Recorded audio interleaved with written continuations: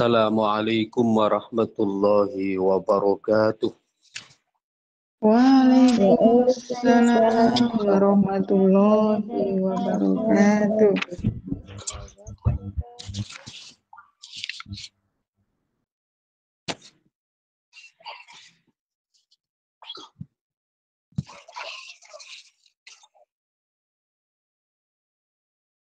Alhamdulillahi rabbil alamin.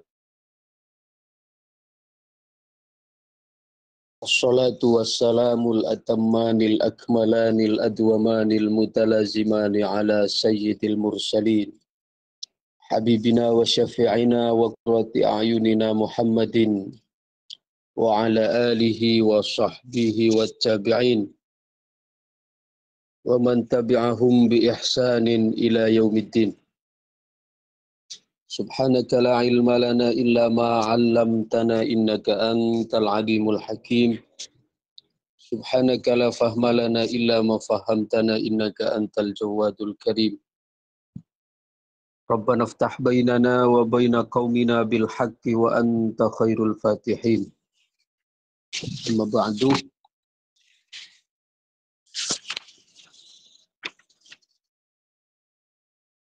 Kita lanjutkan pembahasan Al-Hikam.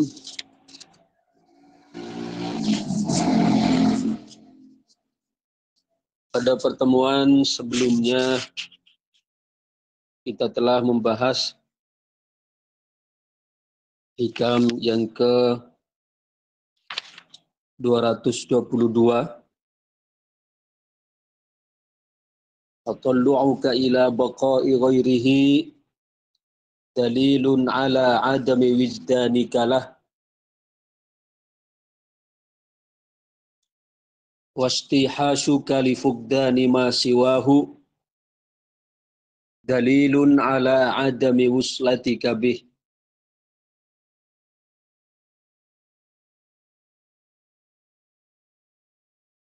Keinginanmu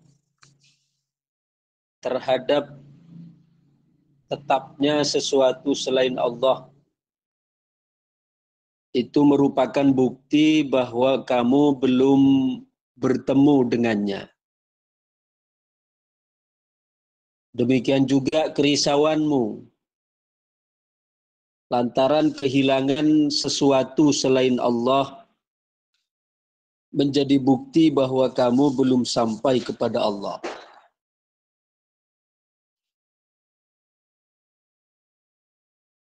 Hikam yang ke-222 yang kita bahas pada pertemuan yang lalu atau pada kitab panjenengan hikam yang ke-67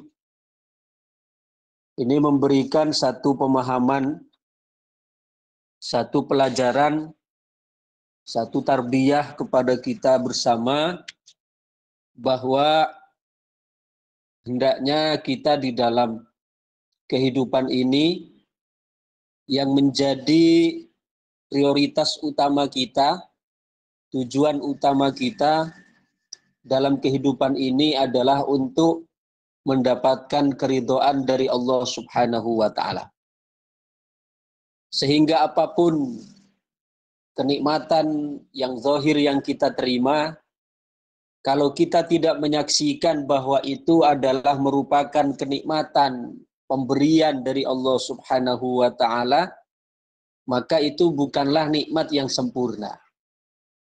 Karena apalah artinya kenikmatan-kenikmatan itu kita terima, kita nikmati, lalu kemudian tidak menjadikan kita kenal dengan sang pemberi nikmat.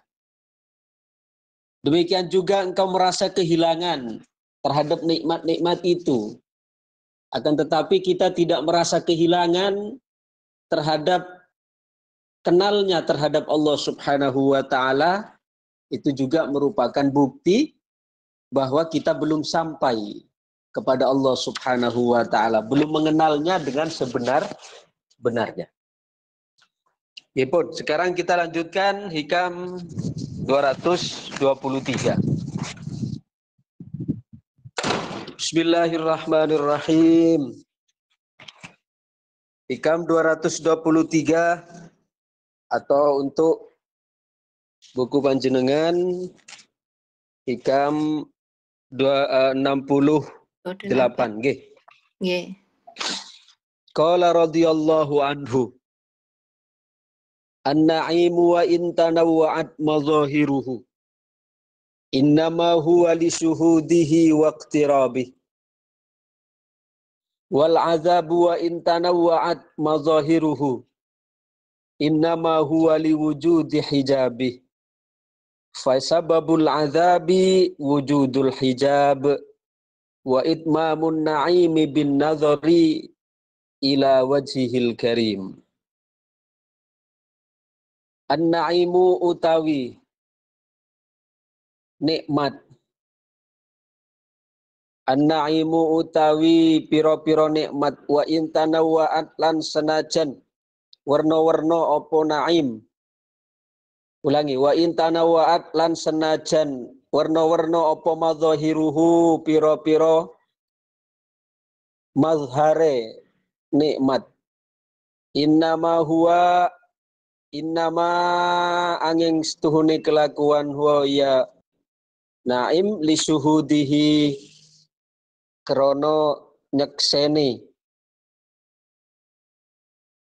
Allah waqtirabihi lan parak maring Allah. Walaupun bentuknya beragam, nikmat itu terwujud lantaran penyaksian dan kedekatan dengan Allah. Artinya nikmat yang kita terima itu banyak. Ada nikmat sehat, ada nikmat materi, ada nikmat harta, ada nikmat fasilitas, ada nikmat kesehatan, ada nikmat kesempatan, ya. Nikmat-nikmat itu walaupun bentuknya beragam, bermacam-macam, bervariasi, ya. Akan tetapi hakikat nikmat itu adalah ketika kita mampu menyaksikan kedekatan dengan Allah Subhanahu wa ta'ala. Jadi ketika kita diberi nikmat oleh Allah, diberi sehat, lalu dari sehat tersebut kita menyaksikan, oh ini kesehatan Allah yang mengirimkan.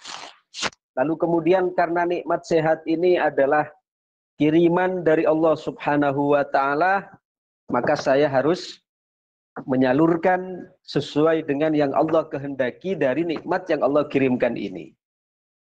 Lalu dari sehatnya digunakan untuk taat.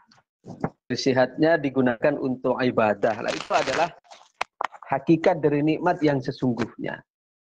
Jadi walaupun nikmat itu bermacam-macam, walaupun nikmat itu bervariasi, akan tetapi ya, puncak kesempurnaan nikmat itu adalah manakala kita mampu menyaksikan ya kedekatan dengan Allah Subhanahu wa ta'ala. Begitu juga sebaliknya wal adzabu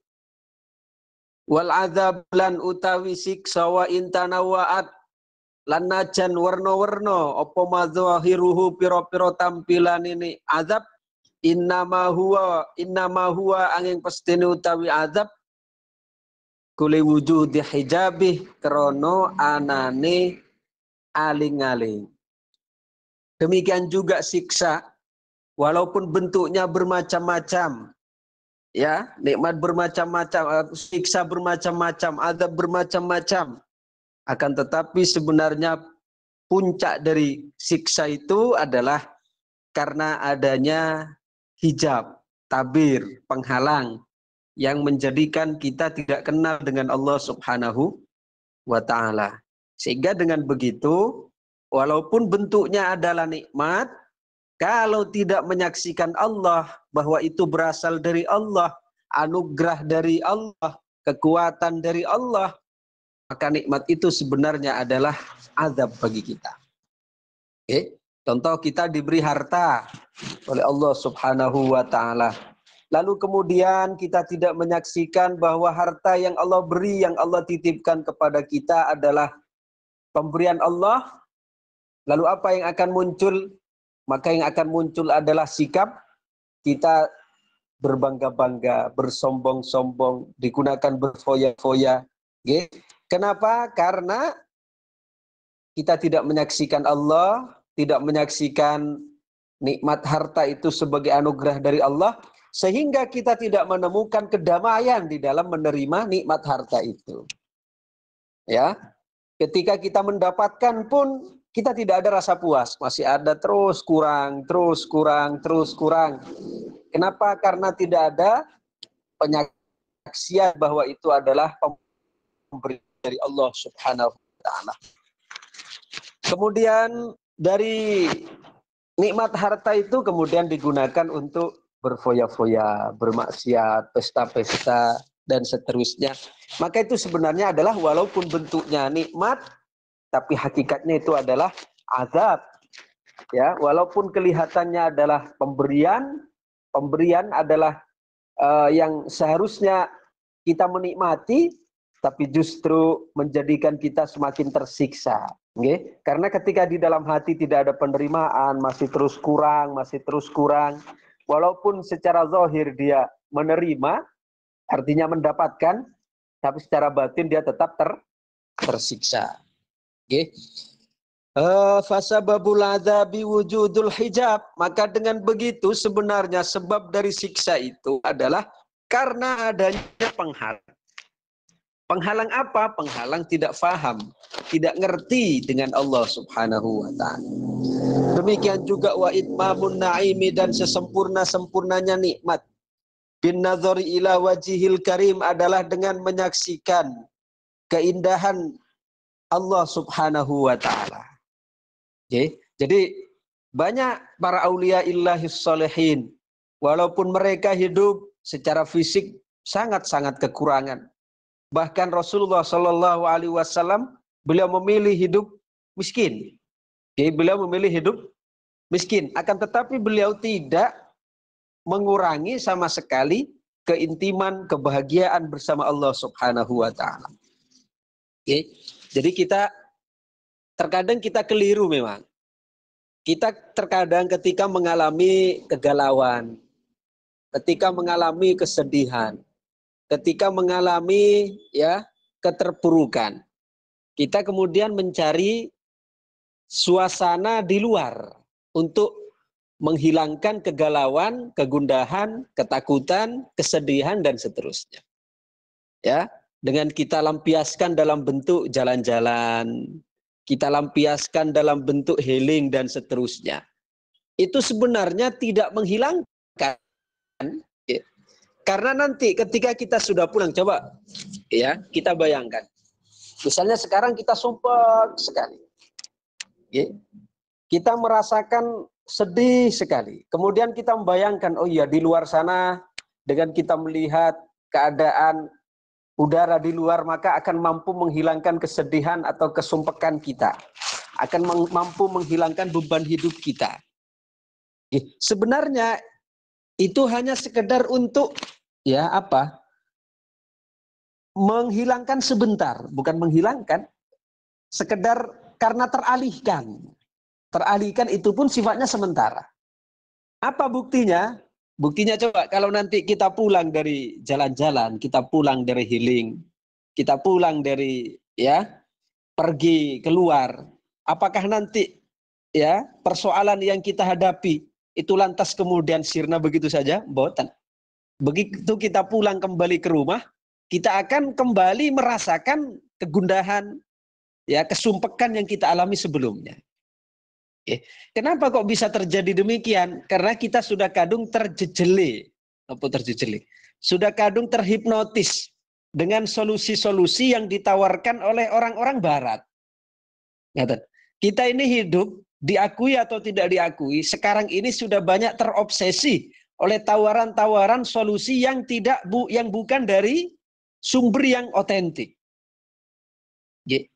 Sehingga kita gaya hidup kita, kemudian paradigma berpikir kita itu sudah teracuni oleh paradigma berpikir, oleh paradigma berpikir orang-orang barat yang tidak beragama.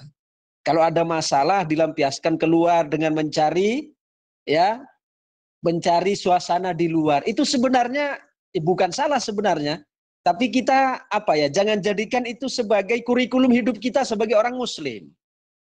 Bukan berarti tidak boleh jalan-jalan, monggo sekali-kali perlu memang, selagi berada di dalam batas-batas yang diperbolehkan. Allah Subhanahu wa taala tidak melarang kita berjalan-jalan selagi dalam batas-batas yang diperbolehkan. Untuk tadabbur ciptaannya, untuk melihat keadaan-keadaan yang menunjukkan keagungannya, itu bagus. Cuma yang ingin saya garis bawahi adalah jangan kita terbiasa ketika ada kesumpekan hati, kemudian kesedihan, ada kegundahan, itu kemudian kita mencari pembenaran atau mencari obat, mencari solusi ada di luar. Itu bukan tawaran solusi, itu tidak menghilangkan kesedihan kita. Itu tidak menghilangkan kesusahan kita. Itu hanya sekedar mengalihkan. Yang namanya mengalihkan hanya sebentar. Pas kita keluar mungkin bisa hilang, ya. Bukan hilang, teralihkan. Mungkin kita keluar berapa? 1 hari misalnya. Oke lah, selama sehari itu kita merasa mungkin bisa melupakan beban hidup yang kita alami di rumah. Kemudian segala bentuk tekanan, segala kesedihan yang kita alami di rumah mungkin terlupakan selama sehari kita healing. Tapi coba nanti ketika pulang, kira-kira masih hilang atau kembali lagi suasananya? Mumet maneh, Oh, mumet maneh. Mumet maneh. Kembali lagi, hutangnya numpuk lagi. Berarti itu kan bukan solusi. Bukan solusi yang ditawarkan oleh Allah Subhanahu wa taala. Nah, orang yang beragama ini harus menjadi pembeda antara kita dengan orang yang tidak beragama. Lalu kita yang beragama bagaimana solusinya? Sebenarnya Allah telah memberikan tawaran-tawaran itu ada di dalam agama kita. Kenapa kita kok mesti harus mencari di luar? Di dalam Islam sudah komplit Allah berikan. Ketika kita mengalami kesumpekan, perbanyaklah minta ampun pada Allah. Perbanyaklah merenung, perbanyaklah mendekat dengan Allah. Perbanyaklah kita kemudian minta maaf dengan sesama. Kemudian minta ridho kepada orang tua. Istighfar pada Allah, menangislah kepada Allah, daripada kita mencari pembenaran atau bahkan kita kadang mencari pelampiasan itu dengan update di status, dengan mengungkapkan semua bentuk kegalauan, kegundahan, kesedihan, semua kita unggah di status, kemudian semua perasaan yang ada di dalam hati kita kemudian ungkapkan di sana. Itu sebenarnya kan bukan mengobati sebenarnya, melampiaskan. Ya. Apakah kemudian ketika status kita dibaca oleh teman-teman kita, dibaca oleh teman-teman Facebook atau teman-teman WhatsApp yang menyimpan kontak kita, kemudian lantas bisa menjadikan masalah kita hilang? Boten. Manusia itu macam-macam, memang ada yang simpati. Tapi ingat, manusia yang simpati dengan kita itu sangat sedikit. Masih lebih banyak bahkan mata-mata yang hasud dengan kita. Makanya kenapa Rasul Shallallahu Alaihi Wasallam memberikan tuntunan kepada kita kalau mendapatkan nikmat, jangan lupa Allah. Sebut nama Allah. Kemudian kalau dapat musibah, jangan kemudian kita beberkan. Jangan kita kemudian kalau mendapatkan nikmat, kita pamer-pamerkan. Ya, diperintahkan untuk menceritakan wa amma bi ni'mati rabbika fahaddits, tapi menceritakan nikmat di situ adalah bukan kemudian tujuannya adalah untuk menjadikan orang lain supaya nampak kita ini hebat, kita uang, tapi jadikan nikmat itu untuk menjadikan kita kenal, semakin sadar bahwa kita adalah ciptaan Allah, bahwa kita adalah makhluk Allah Subhanahu wa taala. Jadi ketika kita dapat nikmat atau kita dapat musibah, kita dapat apa yang kita alami, kesedihan, beban hidup, lalu kemudian kita tulis di status, ya, baik itu di Facebook, di WA, di Instagram dan seterusnya. Apakah lantas kemudian orang-orang yang berteman dengan kita di Facebook, di WhatsApp, di Instagram, itu semua akan simpati pada kita? Boten. Mata-mata yang hasud dengan kita itu lebih banyak daripada yang simpati, apalagi yang empati. Mata-mata yang tidak menginginkan kita hidup bahagia itu lebih banyak. Walaupun berteman di Facebook, berteman di IG, tapi orang yang mata yang melirik kita, yang tidak senang ketika kita dapat nikmat, dan yang bersorai ketika kita bersedih itu lebih banyak. Maka sebenarnya solusi Islam itu lebih benar dan pasti benarnya, yaitu kalau kita ada masalah daripada kita curhat di media sosial, curhat di WhatsApp, Facebook, Instagram, dan seterusnya, akan lebih baik dan akan jauh lebih memberikan solusi jika kita bermunajat dengan Allah Subhanahu wa taala, curhat dengan Allah, istighfar kepada Allah atas segala kekurangan, kealpaan, dosa-dosa kita. Itu akan jauh lebih memberikan jawaban. Dengatan. Nah, itu sebenarnya solusi yang ditawarkan oleh Al-Qur'an. Maka di sini Ibnu Athaillah menyampaikan, nikmat itu walaupun bermacam-macam, akan tetapi ya, yang pokok dari nikmat itu adalah karena penyaksian terhadap keagungan Allah dan kedekatan dengannya. Begitu juga azab, siksa, itu walaupun bermacam-macam, akan tetapi puncaknya adalah karena adanya ketertutupan atau penghalang dari Allah Subhanahu wa taala. Artinya kalau orang misalnya walaupun zahirnya kelihatan dia berada dalam kesengsaraan, berada dalam tekanan, tapi kalau dia kenal dengan Allah, justru tekanan yang dihadapi itu menjadi sebuah anugerah. Jadi dengan kata lain, walaupun kelihatannya susah, tapi kalau menghantarkan kenal kepada Allah itu sebenarnya anugerah. Tapi sebaliknya, walaupun kelihatannya itu adalah anugerah, tapi menjadikan semakin jauh dari Allah, semakin terhijab dari mengenal Allah, itu pada hakikatnya adalah musibah. Fasababul adzabi wujudul hijab wa itmamun na'im bin nadhari ila wajhil karim. Sedangkan nikmat yang sempurna adalah dengan menyaksikan ya keagungan Allah Subhanahu wa taala. Nggih. Monggo yang bagian baca penjelasannya disilahkan.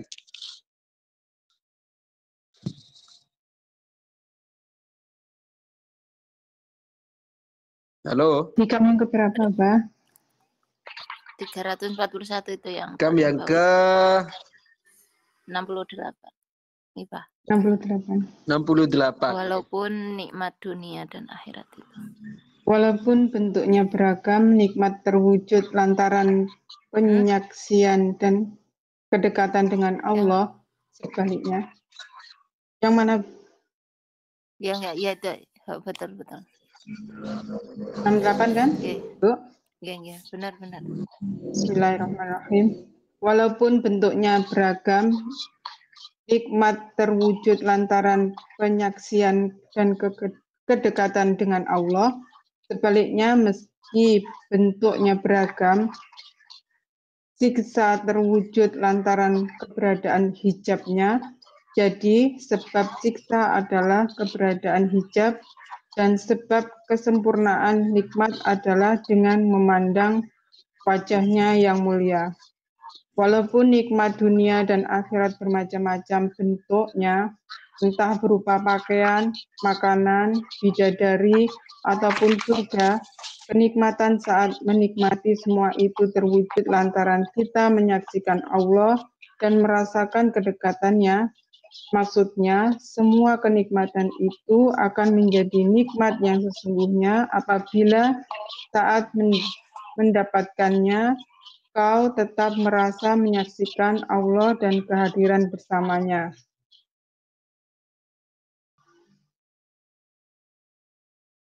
Jika tidak, semuanya bukanlah kenikmatan hakiki, melainkan derita dan azab. Walaupun bentuknya beragam, bisa berupa siksaan fisik, neraka, atau rantai belenggu, semuanya adalah akibat keberadaan hijab yang menghalangimu darinya, sehingga dia tak tampak di hadapanmu. Jika kau menyaksikannya, yang kau rasakan, yang kau rasa tampak di hadapanmu. Jika kau menyaksikannya, yang kau rasa bukan lagi azab sebenarnya, melainkan kenikmatan. Azab terasa akibat adanya hijab, dan kesempurnaan kenikmatan terasa dengan melihat wajahnya yang mulia dan menyaksikannya dengan mata batin di akhirat. Kesimpulannya, Kenikmatan sejati hanya dapat kita rasakan saat melihat Tuhan.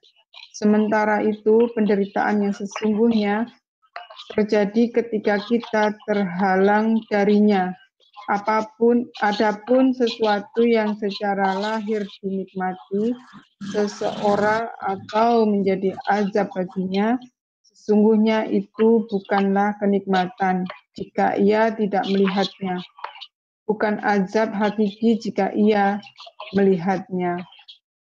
Jadi yang perlu kita garis bawahi, kesimpulan umum dari hikam yang ke-68 ini adalah bahwa kenikmatan sejati itu dapat kita rasakan ketika melihat Allah. Melihat Allah kelak di akhirat itu dengan apa? Dengan beraudiensi. Langsung kita diberikan kemuliaan, mata kita yang diberikan kesiapan untuk memandang zat Allah. Itu memandang Allah di akhirat. Sedangkan melihat Tuhan di dunia ini adalah dengan apa? Dengan kita menyadari bahwa semua yang ada di dunia ini, peristiwa dan kejadian, itu adalah merupakan kreasi dari Allah. Sehingga dengan begitu ketika ada hal yang tidak enak menimpa kita, kita menyaksikan Allah dalam arti, oh ini adalah Allah yang melakukan kepada saya, ini adalah perbuatan Allah, sehingga kita bisa menyabari. Bahkan kita bisa ridho dalam menerima kenyataan yang pahit itu. Nah itu menyaksikan Allah di dunia maknanya. Artinya kita menyaksikan bahwa di balik semua peristiwa dan kejadian Allah adalah aktor tunggalnya. Bisa dipaham? Jadi kalau menyaksikan Allah di akhirat adalah kita beraudiensi, kita bermuwajahah. Ya. Sedangkan kalau di dunia menyaksikan Allah maksudnya kita menyaksikan bahwa semua peristiwa dan kejadian yang terjadi di alam semesta ini atau yang menimpa kita itu adalah merupakan perbuatan Allah. Sehingga dengan begitu kita mampu berakhlak dalam merespon setiap perbuatan Allah yang datang kepada kita. Ketika dapat nikmat, kita menyaksikan Allah dalam nikmat itu. Sehingga kita bersyukur, menggunakan nikmat itu untuk taat. Nah, itu menyaksikan Allah maknanya. Kemudian kita dapat musibah, mendapat hal yang tidak enak, yang tidak cocok dengan keinginan kita. Menyaksikan Allah di situ, maknanya apa? Kita mampu menyabari, mampu ridho, mampu bertahan, mampu ya. Artinya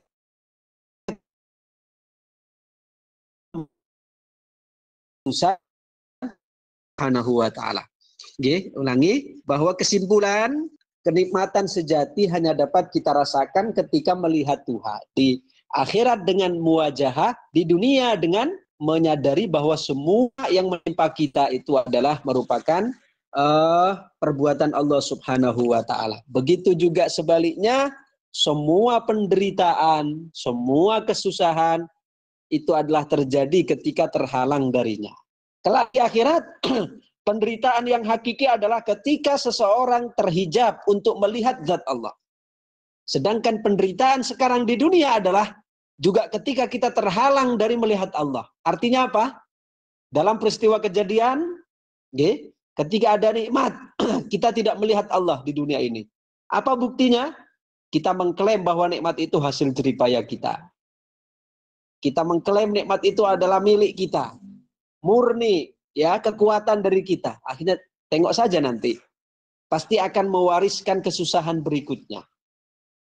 Entah itu berupa tidak menerima kepuasan hati, tidak menemukan kedamaian. Karena apa? Yang dia saksikan di dalam nikmat itu adalah dirinya, bukan Tuhannya. Sedangkan kalau Tuhannya yang disaksikan, jika Allah yang disaksikan dalam kehidupan di dunia ini, maka ketika mendapatkan nikmat karena Allah yang disaksikan, maka dia akan menyaksikan apa? Bahwa nikmat ini adalah nikmat dari Allah, pemberian dari Allah, digunakan juga untuk taat kepada Allah. Ketika mendapat musibah juga begitu. Ini yang menurunkan musibah Allah. Yang memberikan ini Allah. Kemudian mampu menyabari, mampu untuk ridho dengan musibah yang turun itu. Sedangkan kalau dia terhijab, terhalang untuk melihat Allah, kalau di akhirat dia bisa dikatakan masuk neraka lah. Neraka itu tidak lain sebagai bentuk pemaknaan dari terhalang dari melihat Allah. Sedangkan di dunia ini tidak melihat Allah maknanya kita terhalang untuk melihat bahwa semua peristiwa dan kejadian ini berasal dari Allah. Nah, coba kalau kita contoh dimusuhi orang ketika ada di dunia ini. Kalau tidak melihat Allah dalam bahwa ketika orang memusuhi kita itu perbuatan Allah, dalam arti itu cara Allah untuk mengampuni kita, untuk meninggikan derajat kita. Kalau kita terhalang melihat seperti ini, coba apa yang akan terjadi? Kita akan semakin menderita. Oke? Akan semakin menderita. Karena melihat orang, akan dendam kesumat dengan orang. Oke? Si fulan telah menghina saya, merendahkan saya. Tidak ada sebenarnya. Itu hanya Allah Subhanahu wa ta'ala ingin menggelitik kita supaya tambah dekat dengan Allah, untuk diampuni dosanya, untuk ditinggikan derajatnya. Ngatan sebenarnya. Tapi kalau kita terhalang untuk menyaksikan itu dari Allah, apa yang akan terjadi? Kita akan semakin menderita, akan semakin sengsara, akan terus bermusuhan, bahkan akan menabrak siapapun yang melabrak kita.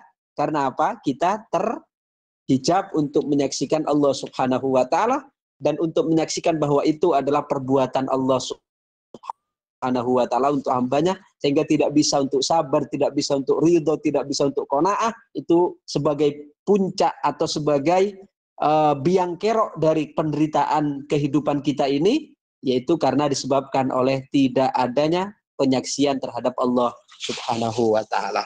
Demikian pembahasan kita hari ini, mudah-mudahan menjadi tambahan ilmu yang bermanfaat. Insya Allah nanti pertemuan yang akan datang kita lanjutkan pada hikam yang ke-224, atau kalau bukunya panjenengan itu hikam yang ke-70 insyaallah. Al-Fatihah.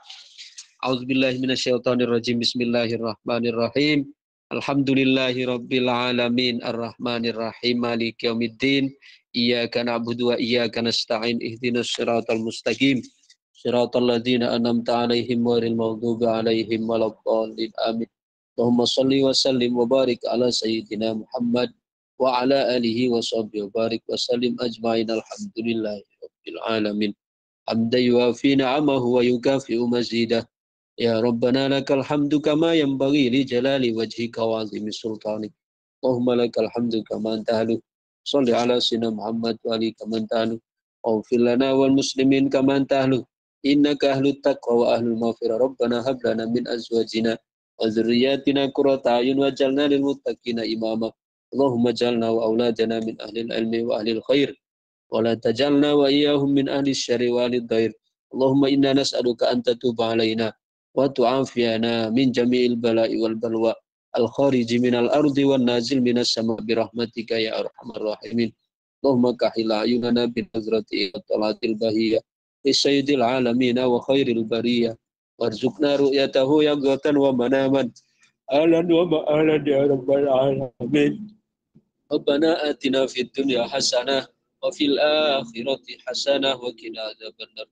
Sallallahu ala sayyidina Muhammadin wa ala alihi wa sahbihi wa baraka wa sallam. Subhana rabbika rabbil izzati amma yasifun wa salamun alal mursalin walhamdulillahi rabbil alamin. Al-Fatihah.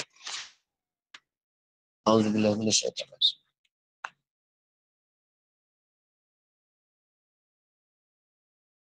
Ar-Rahmanir-Rahim. Siratal ladzina an'amta 'alaihim ghairil maghdubi 'alaihim waladdallin. Amin. Rabbil ighfirli wa li walidayya. Ibu kata matur nuwun, kullu amrin mufawwadun 'ala Allah. Wassalamualaikum warahmatullahi wabarakatuh.